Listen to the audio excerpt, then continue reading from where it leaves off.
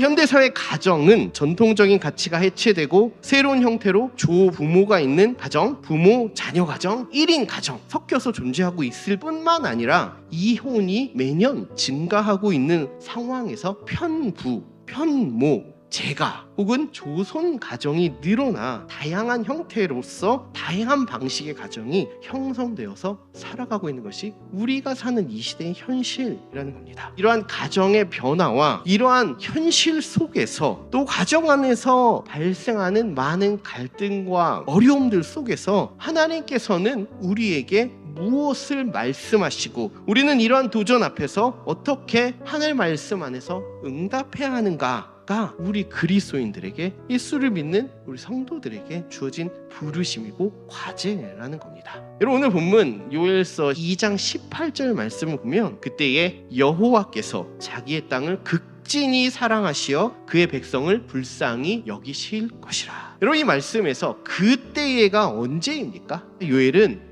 이 메뚜기 때에 재앙이 왔던 상황에서 여호와의 날을 선포합니다. 그때에 하나님은 오늘 본문의 말씀을 말씀하신 것입니다. 여호와께서 자기의 땅, 메뚜기 떼로 인해서 황폐화된 땅, 먹을 것을 잃어버려 이제 한동안 굶주린 가운데 살아갈 수밖에 없는 이 백성들, 막막한 생존의 현실 가운데 생존을 위해서 살아가야만 하는 이 암울한 현실 가운데 처한 이 사람들, 그들을 하나님께서 극진히 사랑하시어 긍휼히 여기신다는 것입니다. 여러분 이런 사랑이시며 구원자시고 인도자이신 하나님은 사도행전의 한 이야기 속에서도 한 가정을 구원하신 하나님의 놀라운 구원의 역사로 나타납니다. 사도행전 16장 31절입니다. 이르되 주 예수를 믿으라. 그리하면 너와 내 집이 구원을 받으리라. 여러분 이 말씀은 죄수로 갇혀있던 바울이 칼을 들어서 이제 자살을 하려고 있는 간수에게 크게 소리치면서 한 말입니다. 간수는 이 죄인 바울과 실라를 밤새 지키라는 명령을 받게 되죠. 깊은 밤에 잠깐 잠에 들었나 봅니다. 그러다가 큰 소리와 지진이 갑자기 나서 깜짝 놀라서 깨어보니까 감옥의 문들이 다 열려 있었던 겁니다. 그리고 죄수들은 도망쳐버린 상황이었죠. 이 자신이 명령을 수행하지 못하고 죄수들이 도망간 책임을 지게 되고 많은 어려움을 겪게 될 이 상황들에 대해서 견디지 못하고 차라리